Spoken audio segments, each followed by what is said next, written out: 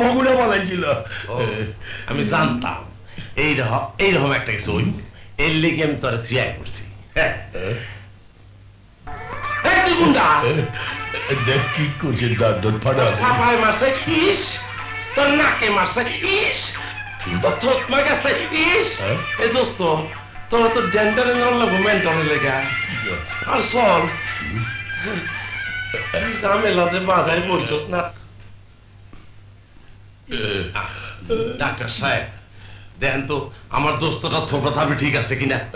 বসেন বসেন আরে আল্লাহ ডাক্তার সাহেব দেখবো কি ডাক্তার সাহেব আমার কথা শুনেন দাঁতের বেদনায় আমি চোখে আইনদার দেখতেছি ওষুধ দেবেন না সুই দেবেন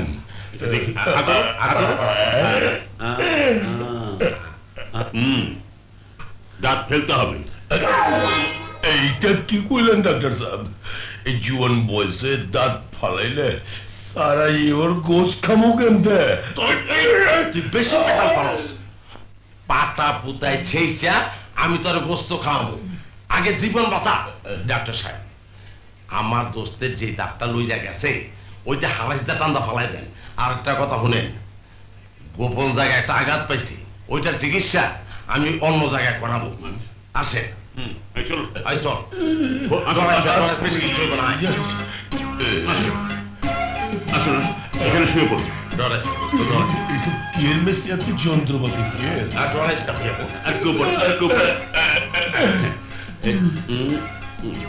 স্বাভাবিকভাবে দাঁত বের না হলে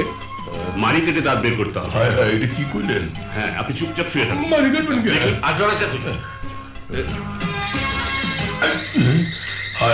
এটা কি যন্ত্র বের করলেন এটা দিয়ে তো গাছ কাটে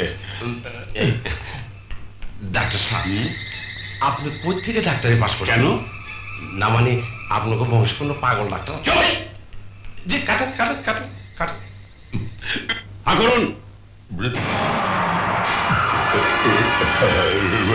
করুন এই যে আবার কি যন্ত্র বের করলেন এটা দিয়ে রিক্সার টায়ার খুলে করুন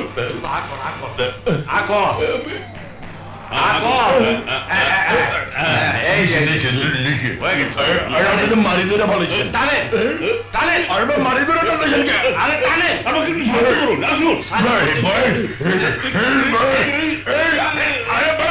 খুলে যাবো তো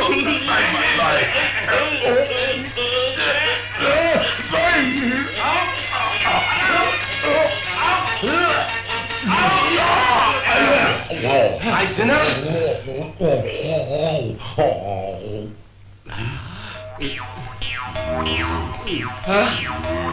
এটা একটা কাম করলেন ডাক্তার সাহেব আমার দোস্তের পুরো পাটাদণ্ড খুলে পড়ছে সরি ডাক্তার গড়কাতারি দোস্ত রে দোস্ত তুই বাচ্চা আছো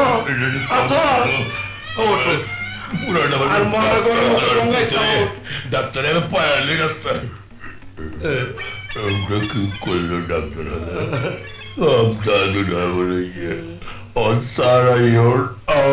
দুধ খাওয়া থাকছে চিন্তার কিছু নাই চিন্তার কিছু নাই দোস্ত লজাই ভিটার কিনা লইকা দুধ খাবি আয় আয় ইয়ারে